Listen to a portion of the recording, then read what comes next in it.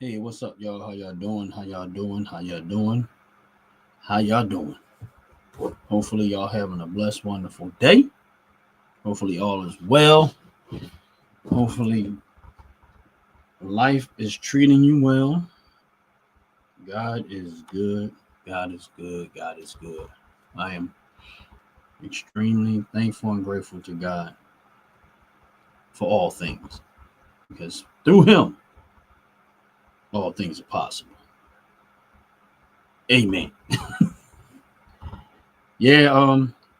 Today video, of course, I turn it this way because I just don't. Um, when I'm hoping to stay a lot more subject focused as opposed to like the back and forth, back and forth, back and forth about this and about that, you know, political aspect. People come in. You're gonna get the trolls. They're gonna come in. They might come here too, but this is not one of those type of videos. I really want to get into more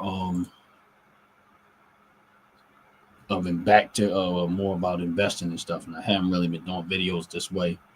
So I'm gonna make it a point to at least once or twice a week, if I can, to get back to doing what I'd like to do. Sometimes on my videos, talk about investing and stuff like that, and opportunity to make money if possible. Nothing's guaranteed, but if you put forth the effort, sometimes you can, um, you can actually make you some money. I'm looking at a few things as we speak. Of course, y'all know I don't like to. What's up, Guardian? How you doing, man? God bless you. God bless you, brother. I see you over there. You know what I mean? Keeping up the political stand. Appreciate you, man. We Guardian, I want to let you know because I know you. I'm assuming that you from Philly, and I'm assuming that for some reason I seem like I know you from somewhere, but I'm assuming you from Philly, and I'm assuming that you're from Area Ave. And if you hear what I'm saying, you're still in the thing. Just put a yes in for me because I got something that I'm working on, and if another show that I'm working on with some people, and I want to see if I could get you in on it, possibly.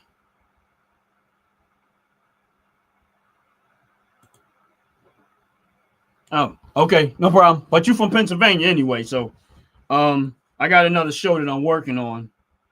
A couple of them actually, man. But I still want to try to get you in on it. So if we'll talk. You follow my channel, and I definitely follow yours. Hey, top to bottom, hair and skincare. God bless you. Welcome in. Welcome in. Please hit the like button. Please hit the subscribe button if you haven't already. For those that are on the live, yes, I am talking about investing.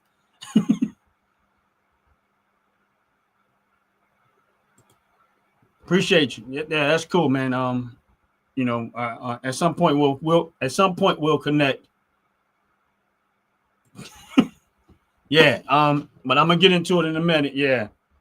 Some point we're gonna connect, or whatever. And but I got to get back to doing what I like to do. A lot of times, all of the noise with doing your videos that way, which I know they're gonna probably be some trolls here and there, but sometimes the noise just is too much.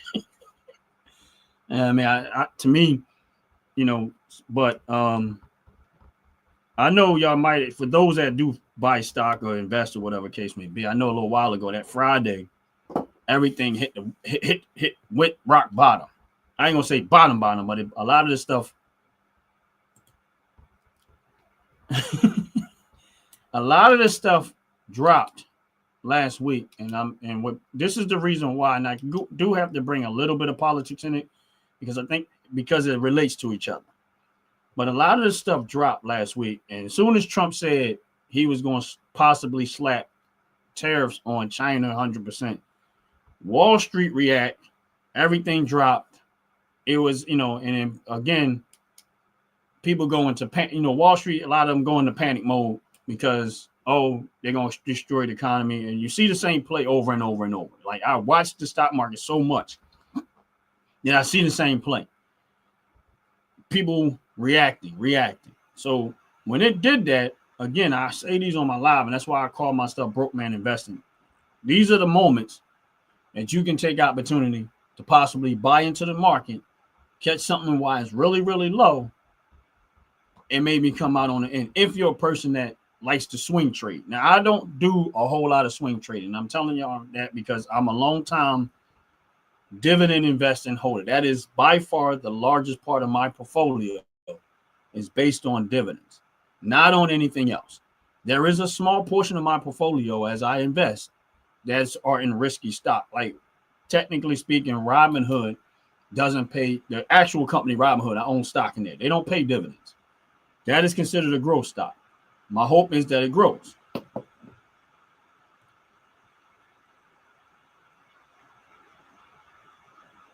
All right, there is a government shutdown will affect the stock market, not drastically, just a small part. There will be some part of it will affect it, but it's not. It depends on how long it goes too. That can be a factor too, but not extreme.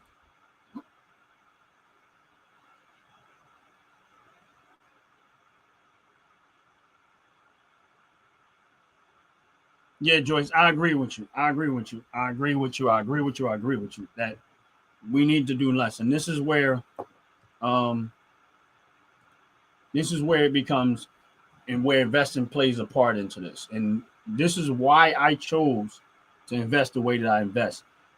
That's why I call it broke man investing. And I think back a long time ago when I really started doing this on my own and had when I seen all these opportunities with these platforms allowing you to invest on your own where you didn't have to go through. I mean, you're still going through a broker, but you are able to make the trades without it costing you a ton of money. So with that, I went and I started investing myself with a little bit of money. I had a handful of money. When I say a little bit, I started out with $200.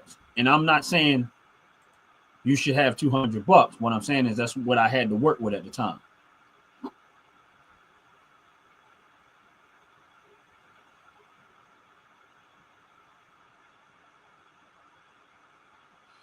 Guardian of the truth, I'm going to give you a real big, I'm going to tell you right now. I look at none of that. So when you say you don't look at the charts and stuff, I look at the charts and the graphs that are on the stocks that I own. I do not follow all of this candlesticks and all of this other stuff that they go through, all of these analytics to try to predict stuff. I don't, I have, for the years that I've been doing this, I have never looked at that. I don't have a whole lot of monitors around me where I'm looking at stocks and stuff like that. I look at none of that. So these are the points that I look and I wait for. I understand that the stock market is requires a lot of patience. And I'm gonna tell you this is what I look for. I look at earnings season. I look at Fed when the Feds are getting ready to talk, because those things affects the stock market, sometimes up, sometimes down. Like let's say the companies that I have and they starting to announce earnings. That's when that's what I look at. I look at market cap. That can be a big factor too. And I look at the longevity, how long the company's been around. I go get good details about the company that I'm investing into. And then even if I haven't invested, every once in a while, I can't do my whole portfolio at a time because I got a lot. But I do go into and look at the financial health of a company. That's going to determine how am I going to keep going or just maybe push the button and say, you know what, I'm going to stop right where I'm at. My personal thing is this. This is where when I originally started doing this on my own, I said for me was I'm never going to go past putting $500 in any company that I invest in. This is just me personally. I'm not telling nobody what they should do or not do. When I talk about investing, I talk about what I did or what I'm doing. I say I'm only going, this is where I go. $500 max or 100 shares.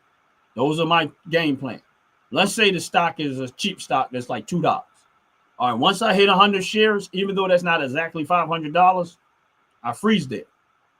Or if it's a stock that has a lot, that costs a lot, $500 is where I max out, and then I work on other stuff. Because I don't have a lot of money, I wasn't willing to risk a lot of money into one place. Not saying that my way is the right way or the perfect way. This is just what I did. I stuck to $500 or 100 shares in anywhere I invested in. I also stuck to companies that pay out some form of a dividend. That's what I did when I dug dive into it. I said, you know what? That's the direction that I want to go. Not because I wanted to get rich. It's because I wanted to build an income, a revenue of income coming in. That way I knew at some point when I reach a certain level of income coming from it, then I can just recycle the money and I don't have to take money out of my paycheck I was trying to sacrifice some livelihood money to try to do what I was doing. I wanted it to get to the point where it's feeding in itself. I'm at that point. In the beginning, no, I wasn't. But now I'm at the point where my portfolio is able to increase its value on its own because of the dividends that I get.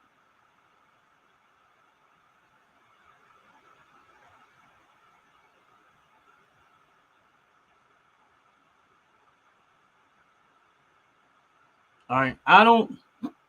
This is where I look at it. This is what I tell people, that if someone asks me, and I'm not a financial advisor, but this is what I always tell people: buy stock where you spend money, and buy stock where you see other people spend money. That is the simplest way I can put it. This is what I mean by that. If you shop at Walmart, buy Walmart stock. If you shop and you like Nike sneaker, buy Nike sneaker stock. If you like iPhone, buy iPhone stock. If you live in, you said Erie, PA, right? So I'm quite sure, I think you either deal with York Water up there if you pay a water bill. I'm going to say York Water or maybe American Water. I don't know which one, but I think one of them might be your water source up there. I'm not exactly sure about that. But if York Water is one of your water sources up there where you pay your water bill to, which I think Erie, PA is, but I'm not sure, or American Water, buy stock there. Why? Because if you're going to be paying that water bill there. So why not buy their stock and get a dividend from owning the stock there? So those are the direction why I go the way I go. I own stock in Stellantis because I own a Dodge Ram vehicle. Now, I don't own a Ford vehicle, but I do own Ford stock because I see people buying Ford cars. So this is what I mean by my first rule of investing for me was buy stock in companies that pay out dividends, but also I see where I spend money and where I see other people spend money. Word away from here. God bless you. Welcome in. Welcome in. Appreciate y'all showing up. Make sure y'all hit that like button for a brother. Appreciate it very, very much. But that's where that was the direction that I took. Now, if you see yourself and you see other people spending money, I always say that is probably the best way that I would look at it, because I don't think people have a lot of money. So the second thing that I did was, before I started building up like a lot of money in one place, I went and got 500 choices. So I looked up 500 different companies that were solid companies that paid out a form of dividend. And I made sure that I started out with $1. That's what I'm trying to tell you. And I put it in 500 different companies. This is what I did. I put it in 500 different companies. So when I tell people I got stock in 500 different companies, it's because I look for 500 different companies first. I put $1 in each one. That way, I've already established the companies I want to invest in.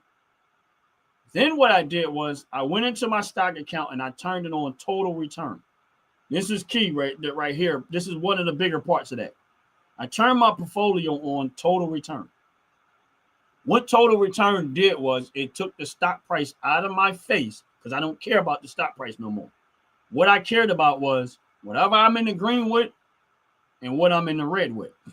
What that means is the dollar only establishes an average for me. I'm sorry, let me go back a little bit. The dollar only establishes an average cost. That's why I put the dollar. So whatever stock I bought at that dollar, that tells me that is going to be my starting out average cost of what I purchased. If it was Walmart and Walmart was $150 a share, when I put that dollar, my average cost, yes, on Robinhood.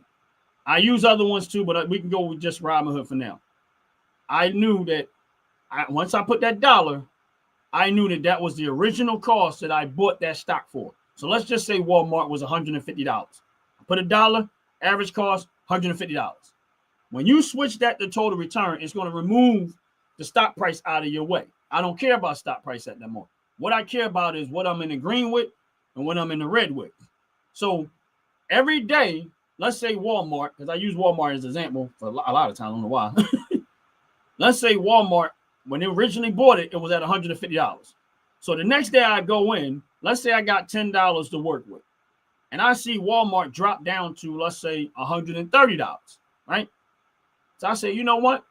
Then I look at the graph that's actually in Robinhood, go look at the 5-year history of it to kind of gauge it, but that don't always give you real accurate information. But it's accurate, but it doesn't determine whether I'm going to buy it or not. Okay, I originally bought it at $150. It dropped down to $130. So if I put one more dollar in there, my average cost is now not going to be $150, it's going to be $140. And let's say Walmart continues to drop, and I put a little bit more money, and I say, okay, let's say Walmart hits 120, and I say, okay, you know what? I'm going to take the whole $10, the rest of the money I got left, and put all of that into Walmart. What's going to happen to my average cost is it's going to come closer to where that stock price dropped at. Now, that doesn't mean that the stock is going to go back up. It just means that I'm lowering my average cost. I do that with every single stock that I own. That is the reason why I call this broke man investing. That $1 is only going to establish an average cost. Everything else I put at that point. Now, the reason why you turn it to total return is so that I know when I'm in the red with. I buy more of what I'm in the red with. If it's in the green, I do not touch it anymore. That is literally my scheme. Is if it's in the red, I buy more. If it's in the green, I leave it alone until it goes red. That can help you. It can also mess with you because you're like, man, if I would have bought more of this, it's been in the green, I'm making money. This is where patience come in. And I'm going to use a stock as a patient. One is a patient that I bought stock in a while back, and it stayed up for me for a long time.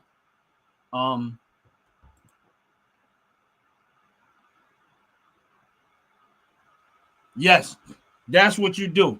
That way you lower your average cost. Now, what happens a lot of times with me was I kept doing that. And at some point, if the companies start to perform well, the stock price goes back up. Let's say Walmart, what we were talking about, goes back up to $150.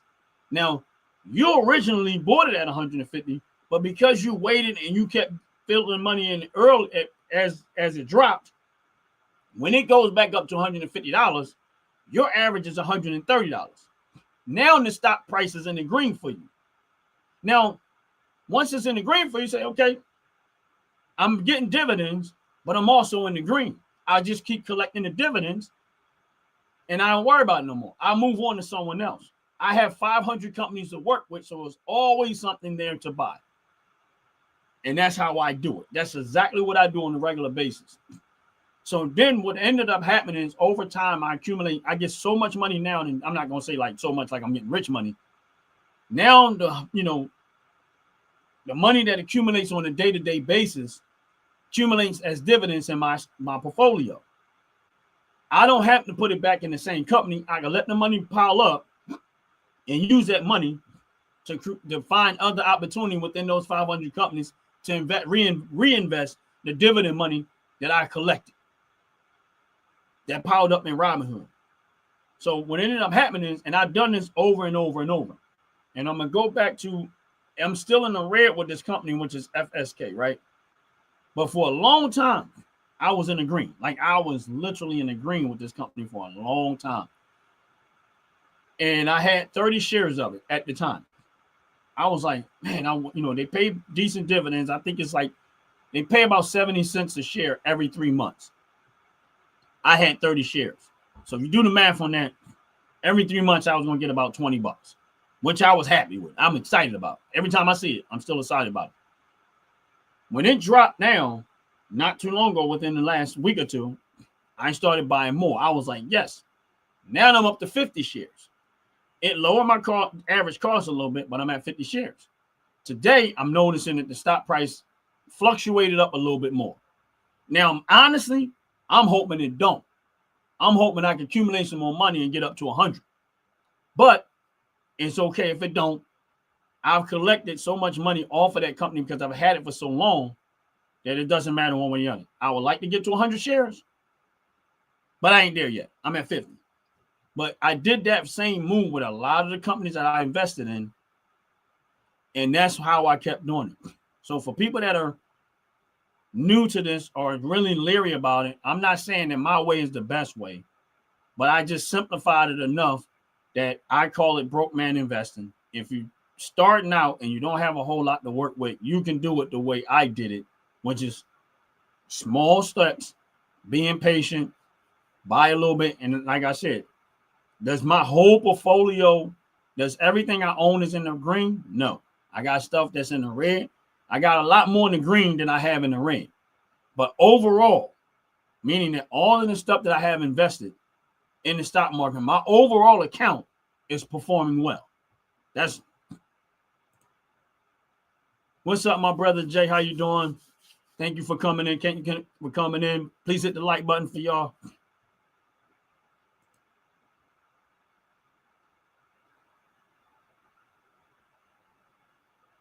Yeah, I hope some of this is helping you along the way. Right now we're going in the earnings season, and we're probably on the beginning of it. And if you are a person that I'm gonna get into a little bit more, so this video might get a little long, but please do me a favor. This is one of those videos. If you're investing and you're looking for information, you might want to always maybe set this one aside so that you can always go back and watch if there was something that I may have said that you forgot about. These are the steps that I take. And every once in a while, I go back to the basics. And I do videos like this to go back to the basics of what I do every single day. Now, once I build a level of dividend coming in, now, keep in mind, I've been doing this for a while, and I had to be patient with it. So every day I wake up in Robinhood, I get some dividends. Don't get discouraged when you see, let's say you put $1 somewhere and they give you a penny.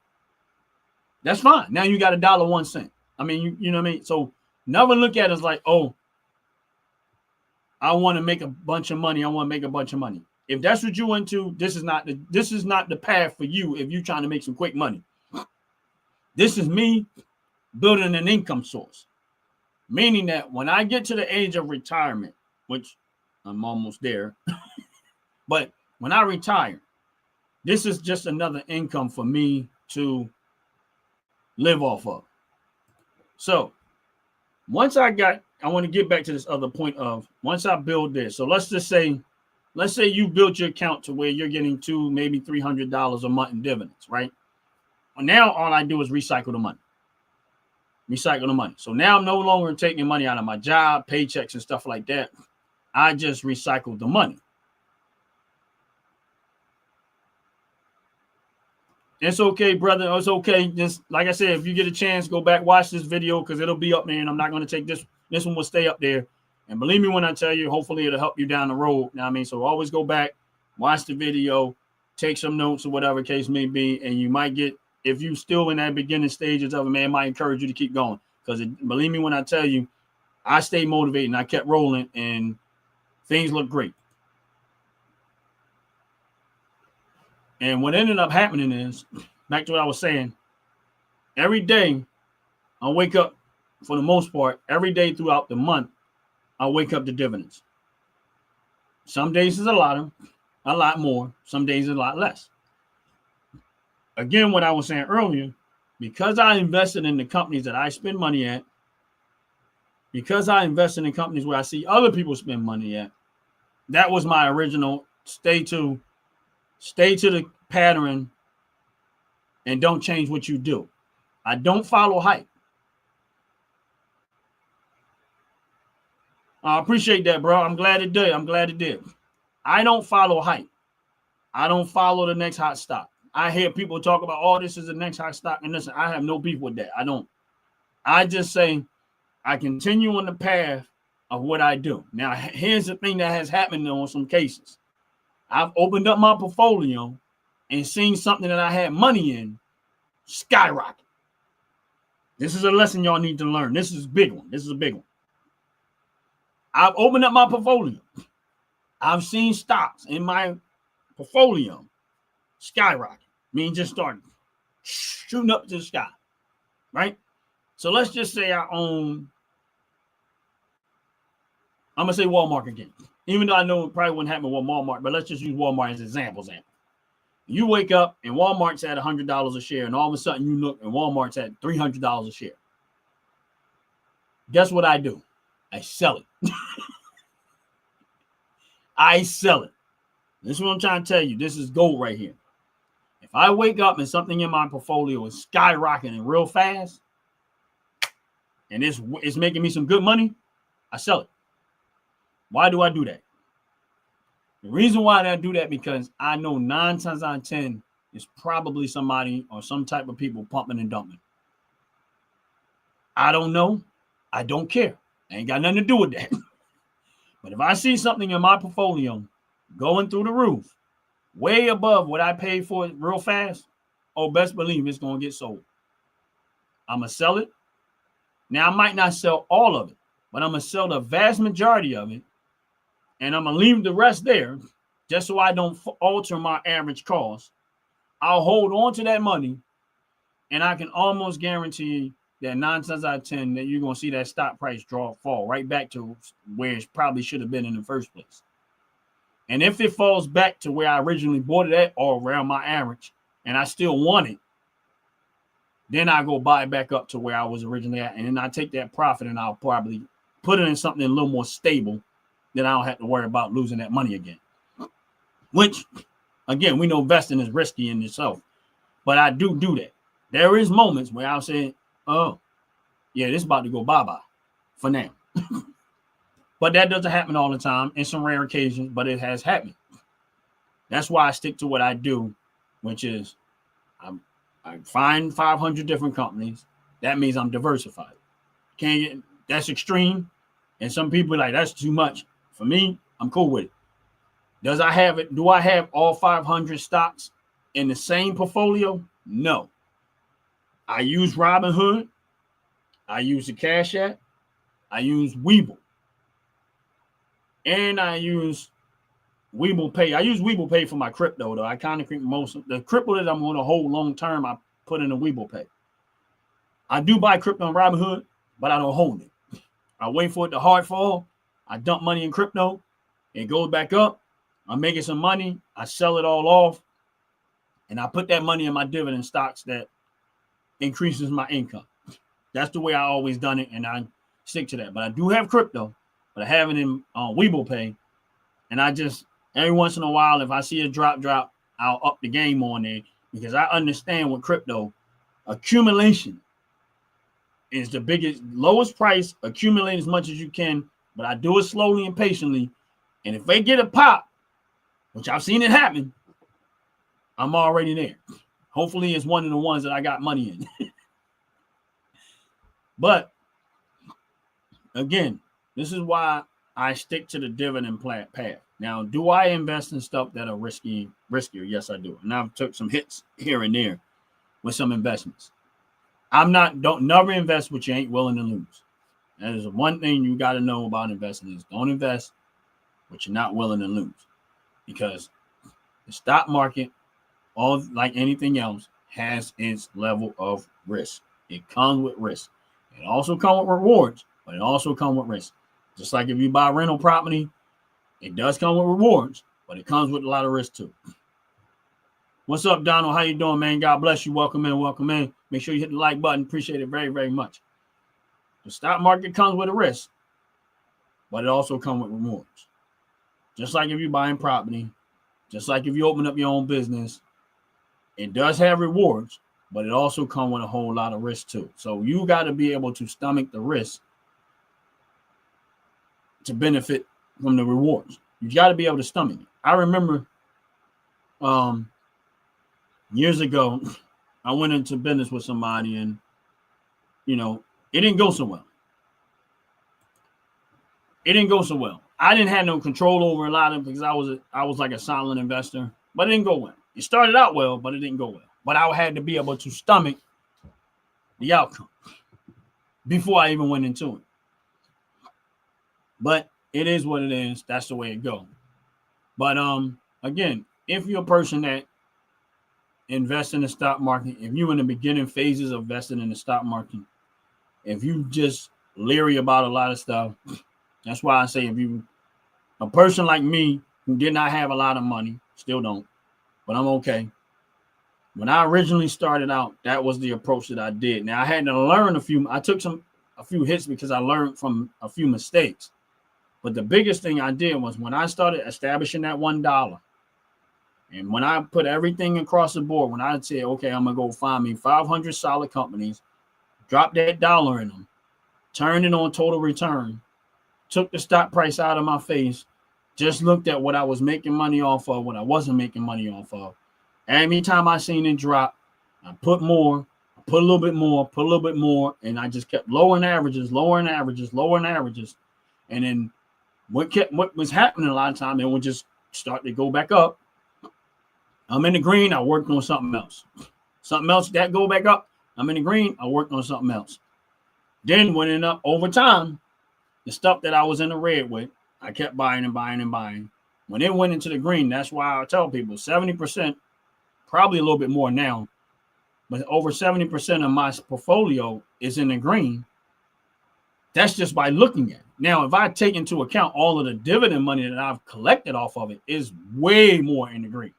Sometimes I'll take the dividends out of one account and move that money into something else because I don't want so much money into one place, and I want to be able to diversify my money. That's why I don't use one platform. Not just that reason. Or I just, I don't leave my money on one platform because if something issues happen with that platform, I have money over here. I got a little bit of money over there. I got a little bit of money over there.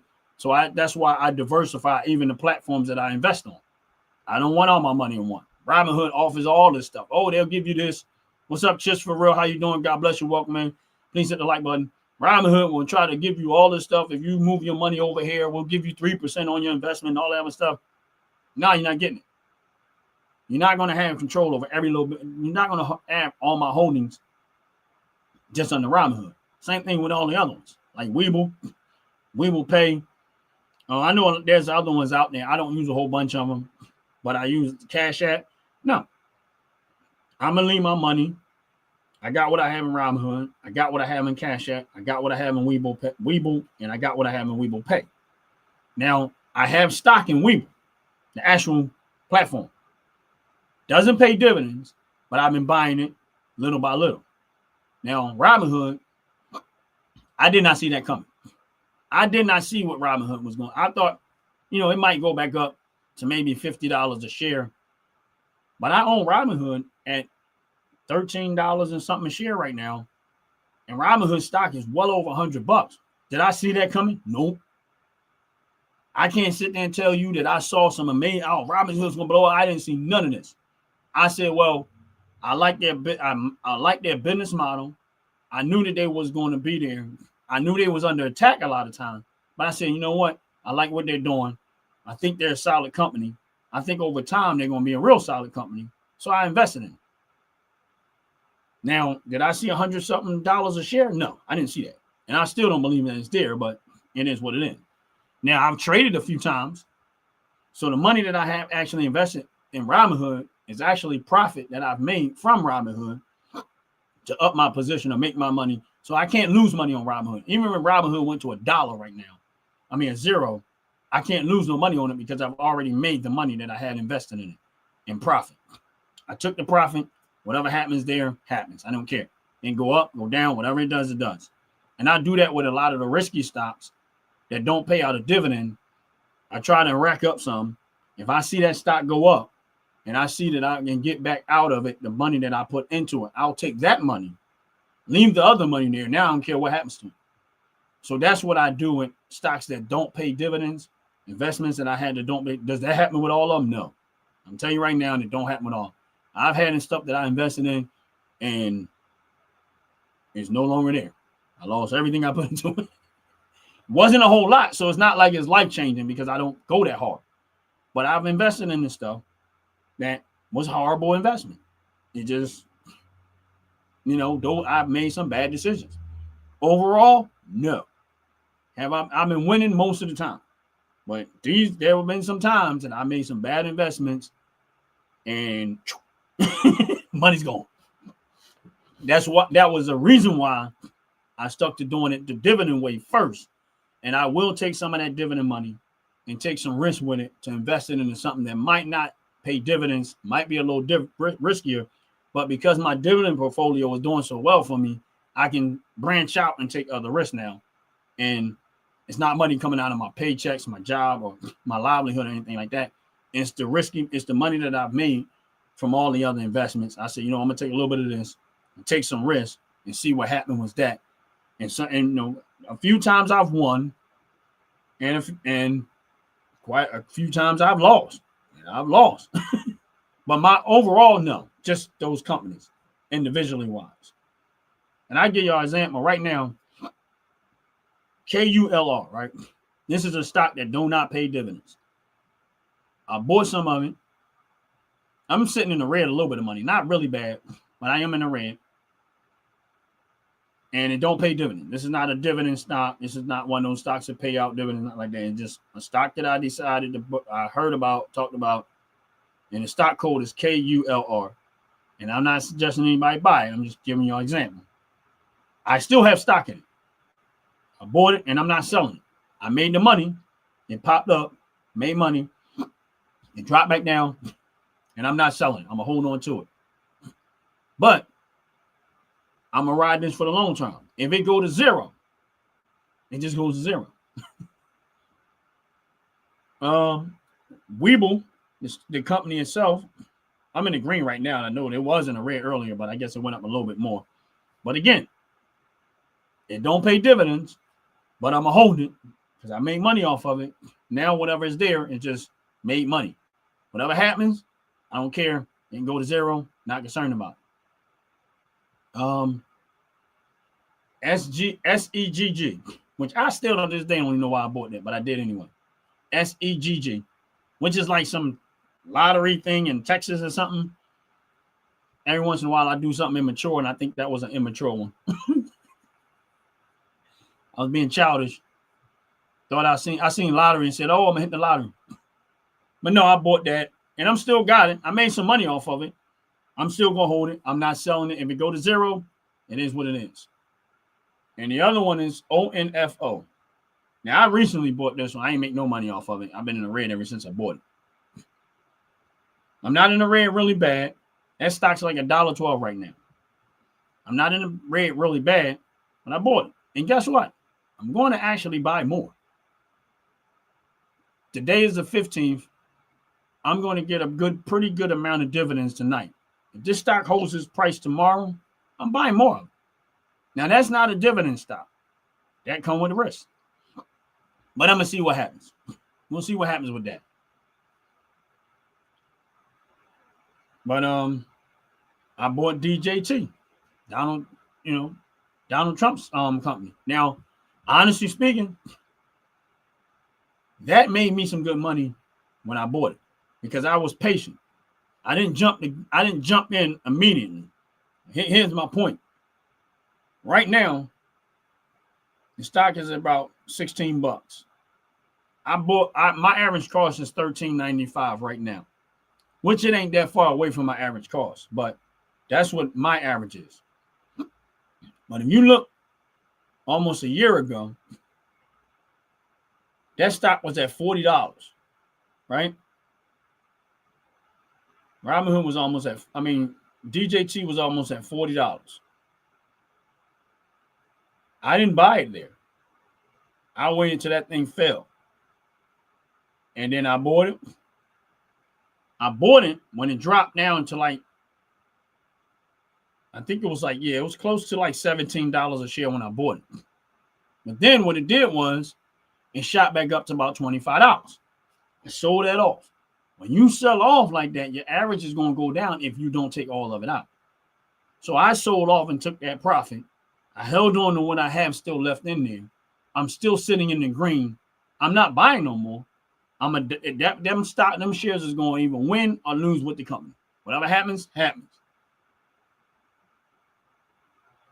I did the same thing with Rumble. I got stock in Rumble. Rumble is like YouTube, kind of. You don't know what Rumble is. Rumble is like YouTube. Right now, Rumble's at $8 a share. My current average cost is $5.31 a share. Now, I did the same thing. I bought into Rumble slowly, got my average low. When I seen Rumble shoot up one time to like, I think it was like $13 a share. I don't know. I sold off a good chunk of that, took the profit. Whatever's left there, I left it there, and I'm not selling it. I'm not buying no more. Whatever happens with that, happens with that.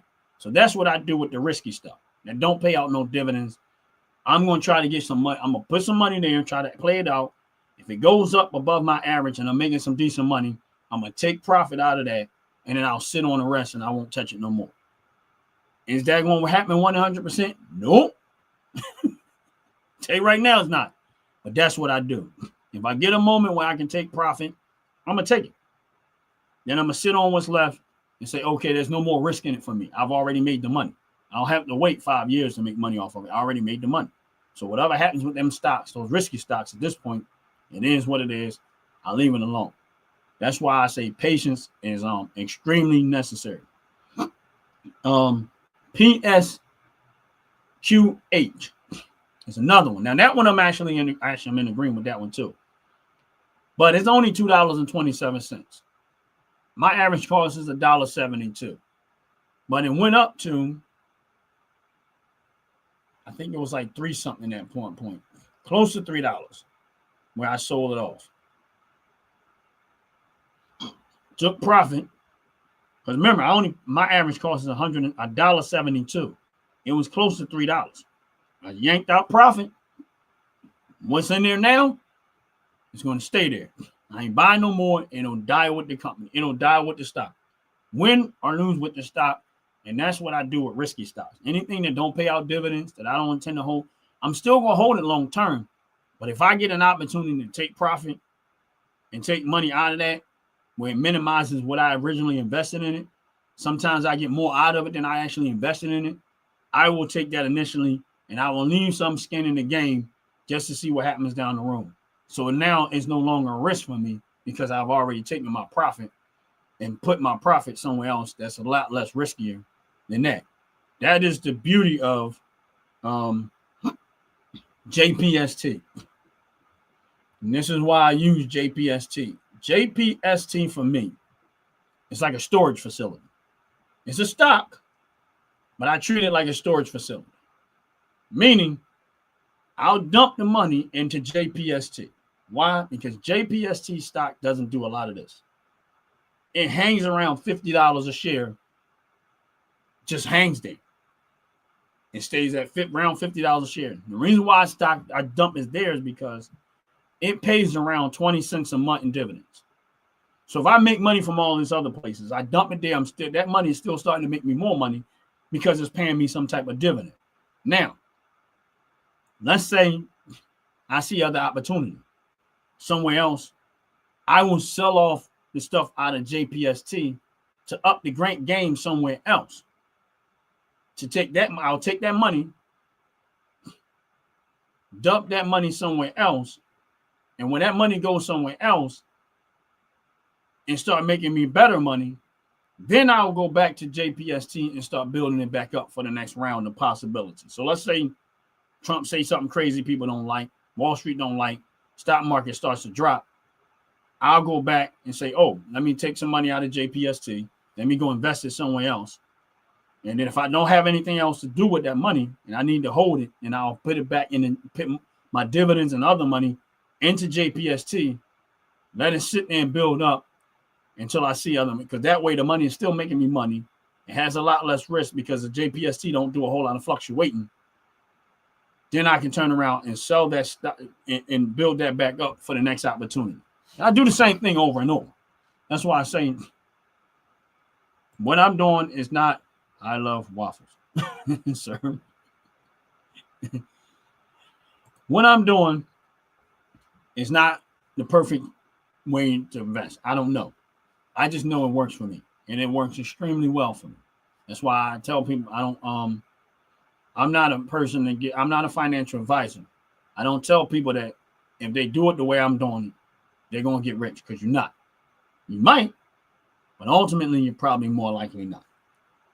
What I tell people is, if you follow this path, you minimize your risk, you more likely will maximize your return. No guarantees, but you more likely is.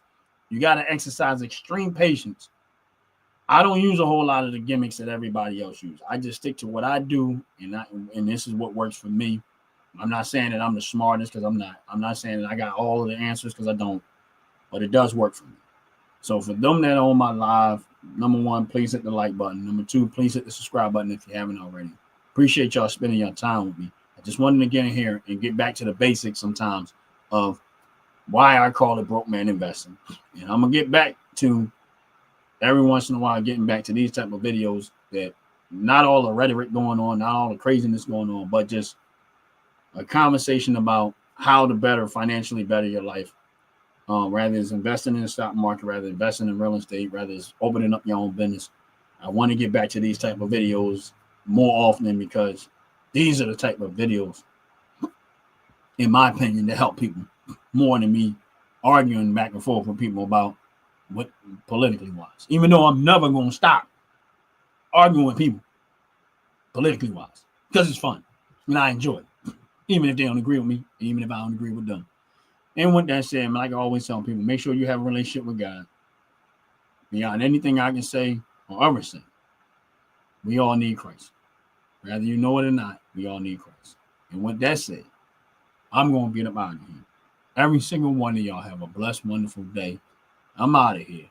Peace.